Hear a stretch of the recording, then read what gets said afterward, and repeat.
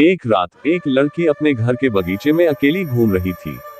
चांदनी की किरणें उसकी आंखों में खिल रही थी और हवा में उस घर के बाहर की चपेट महसूस हो रही थी। अचानक उसने कुछ सुना। वो एक ध्वनि थी, कुछ अनोखा, कुछ डरावना। लड़की ने ध्यान दिया और ध्वनि की ओर बढ़ी। जैसे ही वह ध्वनि के नजदीक पहुंची, उसने एक वृत्त में खड़े एक छोटे बच्चे को देखा। बच्चा वहां खड़ा था, उसकी आंखों में डर और निराशा का सामना कर रही थी। लड़की ने पूछा, तुम यहाँ क्यों हो?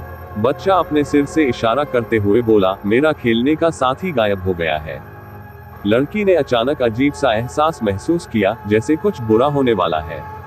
उसने बच्चे की ओर देखा और वहां कुछ भी नहीं था। वह छोटा सा बच्चा जिसे उसने अभी अभी देखा था, वहां नहीं था। ध्वनि फिर से सुनाई दी, लेकिन इस बार वह डरावनी और भयानक थी। उसने अपने घर की ओर दौड़ा, लेकिन ध्वनि उसके पीछे पड़ गई। उसने दरवाजा खोला और अपने अंदर भाग गई। ध्वनि बढ़ती चली गई और लड़की को एक अंधेरे कमरे में ले गई। वहां वह अकेली खड़ी थी, ध्वनि उसे घेर रही थी और उसकी हड्डियों तक आजादी की कोई संभावना नहीं थी। तभी एक बारीक आवाज उसके कानों में आई, तुम भी मेरी तरह यहाँ फंसे हो। लड़की ने डर के साथ अपने आप को संभाला और पूछा, कौन हो तुम? ध्वनि ने उत्तर दिया, मैं एक भूत हूँ जो इस मकबरे कमरे में बंद है। लड़की के रोमांचित होने के बावजूद उसने ध्वनि से पूछा, क्या तुम्हें मुक्ति चाहिए?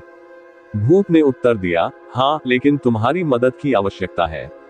और फिर एक अद्भुत कहानी शुरू हुई, जिसमें लड़की और भूत के बीच कई रहस्य समाधान करने की कोशिश होती है।